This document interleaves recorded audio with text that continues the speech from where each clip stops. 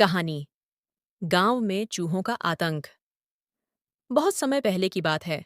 एक छोटे से गांव में चूहों की एक बड़ी बस्ती रहती थी। ये चूहे गांव के हर घर में घुस जाते, अनाज खा जाते और यहां तक कि कपड़े भी कुतर डालते थे। गांव वाले इनसे बेहद परेशान थे, लेकिन चूहों का आतंक कम होने का नाम नहीं ले रहा था। इस गांव में एक अनाज व्यापारी भी रहता था, जिसके पास बहुत सारा अनाज था। चूहों ने उसके गोदाम को भी निशाना बना लिया था। जब व्यापारी ने देखा कि चूहे उसके अनाज का बड़ा हिस्सा बर्बाद कर रहे हैं, तो उसने एक तरकीब सोची।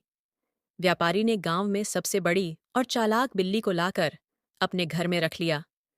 इस बिल्ली का नाम सिंगा था और वह अपनी तीव्र दृष्टि और तीखे नाखूनों के लिए प्रसिद्ध थी। सिंगा बहुत ही फुर्तीली और तेज थी और चूहों की एक झलक मिलते ही उन पर हमला कर देती थी। चूहे अब तक बिल्कुल स्वतंत्रता से घूमते थे, लेकिन जैसे ही सिंगा घर में आई, उनका आतंक थमने लगा। चूहों के सरदार, जिसका नाम था चिक्कू, ने यह स्थिति देखी और वह बेहद चिंतित हो गया। उसने अपनी चूहा परिषद बुलाई, जिसमें सभी चूहे शामिल थे।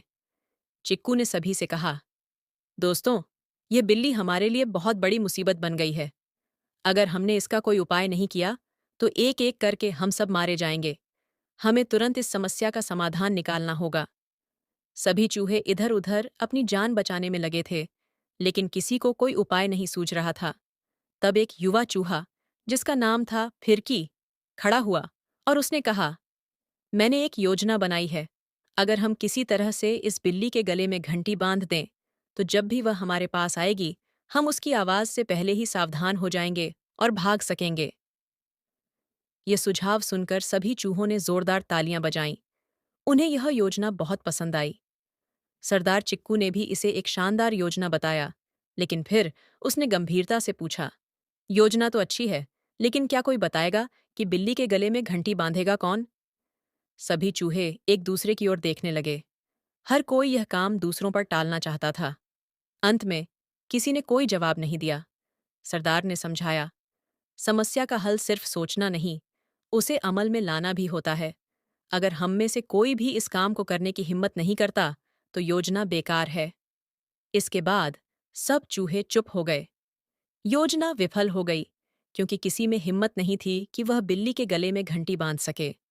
चूहे पहले की तरह डरते डरते रहने लगे और बिल्ली सिंगा धीरे धीरे सभी चूहों का शिकार करती रही।